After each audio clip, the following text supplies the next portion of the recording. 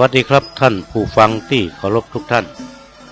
คราวที่แล้วผมเล่าถึงพรหมกุมารได้จ้างตัวประเสริฐกลางน้ำแม่กลอง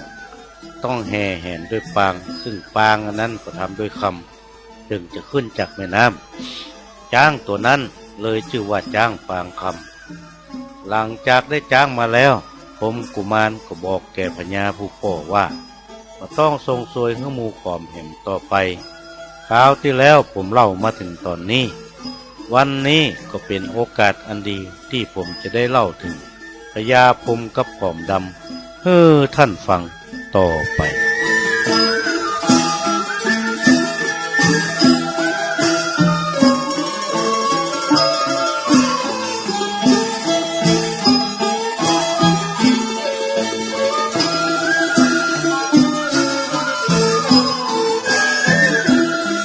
ฝ่ายพรหมกุมารที่เวียงสี่ตวงก็ทรงอุปนิคิตหรือสายลับเข้าไปอยู่ในเวียงโยนกนครเพื่อสืบข่าวหมู่ขอมดำเปลี่ยนกันไปบ่ได้ขาดส่วนเวียงสี่ตวงเขาก็ขุดคูเวียงแปลงประตูเมืองแห่งใหม่แน่นหนายิ่งนักตั้งชื่อเวียงแห่งใหม่ว่าเวียงปางคำฮัดพลหารฮื้อชำนาญสีหน้าธนูหน้าไม้บ่ได้ขาดจนพรหมกุมารอายุได้ถึง17 ปีก็คาดการทรงโซยฮื้อพญาคอมได้3 ปีมาแล้ว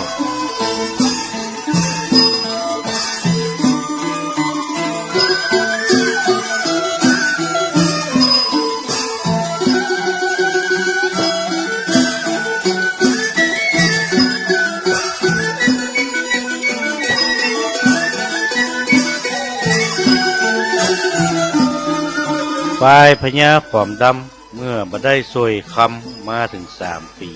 ก็โคตรยิ่งนักกล่าวว่าเวียงสี่ตวงขาดซวยล่วงมาแล้ว3 ปี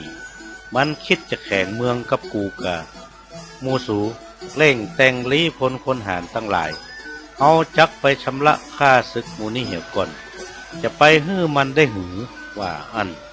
อุปนิคิตเวียงปางคำได้ข่าวก็ฟังไปบอกแก่พรหมกุมารพรหมกุมารก็ไปแจ้งแก่พญาผู้พ่อว่าข้าศึกจักมีแล้วพอฮื้อพ่อแปลงเข้าไตเข้าถงเตรียมทำศึกสงครามว่าอัน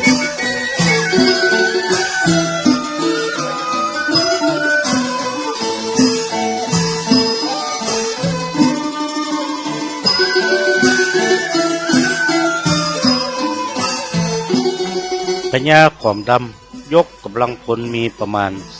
350,000 กว่าคนแล้วขี่จ้างตัวใหญ่ขึ้นมายังเวียงปางค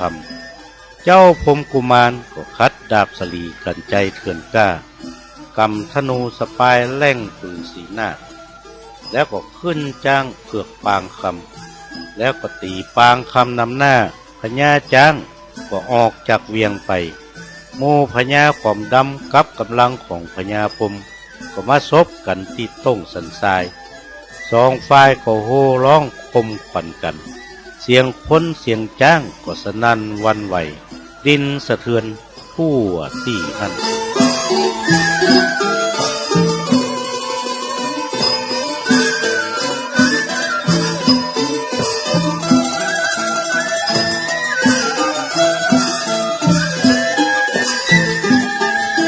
พญาขอมดำนั่งบนหลังจ้างนำหน้ากล่าวว่ากูจังฮบเอาพรหมกุมารฮื้อได้ว่าอันแต่บัดตันที่จะได้ยับจ้างของพญาขอมดำหันจ้างปางคำที่พรหมกุมารขี่ก็สะดุ้งวันไหวยกงวงกับขาหน้าขึ้นแพดท้องจนเต้าล้มไปพญาขอมดำก็ตกจากกูบหมู่จ้างของพญาขอมดำก็ป้ากันแตกตื่นวายปิกหนีไปพวกหมู่ขอมมุกพันจ้างจะเอาขอทรัพย์ของ้างอย่างใดมันก็ตึงบ่ฟังป้ากันล่นปิดไปเวียงโยนกนครจ้างหมู่นั้นก็ย่ำหมู่ขอมดำตายไปมากนักแตกตื่นกันเป็นโกลาหลเมื่อพรหมกุมารยอพลเขาฮบหมู่ขอมดำก็แตกหนีปิกเข้าเมืองโยนกนครไป พ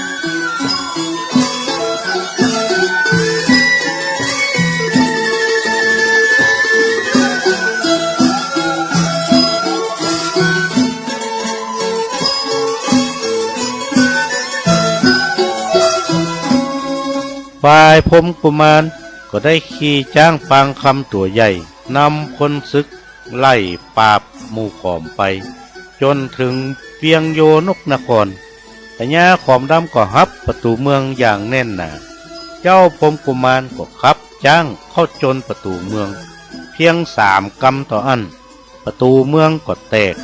พญาขอมดำกับหมู่ก็บ่สามารถต่อสู้ได้แตกตื่นกันเป็นโกลาหลปาลูกปาเมียประกูลมูลเง่าหนีออกตั้งป่องเมืองจนหมดจนสิ้น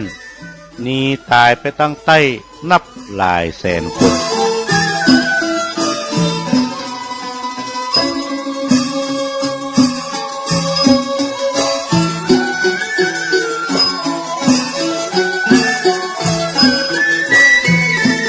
พรหมกุมารก็มาเล็งหันว่าหมู่ขอมมันมีนักถ้าหมู่มันตั้งตัวได้จักเป็นภัยในภายหน้าก็นำกำลังไล่ฟันไล่ฆ่าหมู่ขอมไปหมู่ขอมก็แตกตื่นเข้าป่าเข้าดงปล่อยล่นลงใต้เจ้าลั่วเจ้าบ้านที่ตั้งบ้านอยู่ยังป่าที่หั่นมาก่อนก็ป้ากันแตกตื่นตัวหนีไปซ่อนไปลบลี้ยังห้วยยังดงดอยเหี่ยกูแห่งพญาพรหมกุมารกับหมู่ไปหันไปตักถ้าอู้กำขอมดำก็ฟันก็ฆ่าถ้าอู้กำลวกกำไตก็ปล่อยก็เว้นเป็นไปเหี่ยกูแห่งตึงดอยตึงห้วยในแถบนั้นมีก้าศพหมู่ขอมดำเหม็นเน่าไปตึงป่าห้อมห้วยหูดอยที่นั่น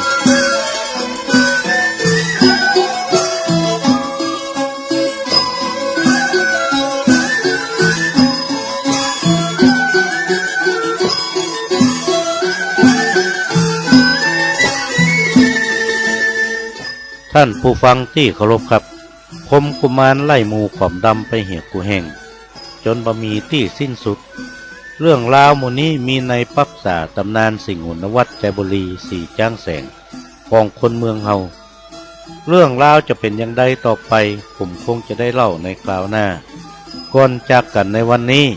ผมขอฝากคำบอกเก่าเอาไว้ว่าพี่น้องพิษกันเหมือนมีดฟันน้ำอย่าปันผูกมั่นตือเวรวันนี้ผมนานวาดขอวาดวางลงเก้าอี้เต้านี้แหละสวัสดีครับ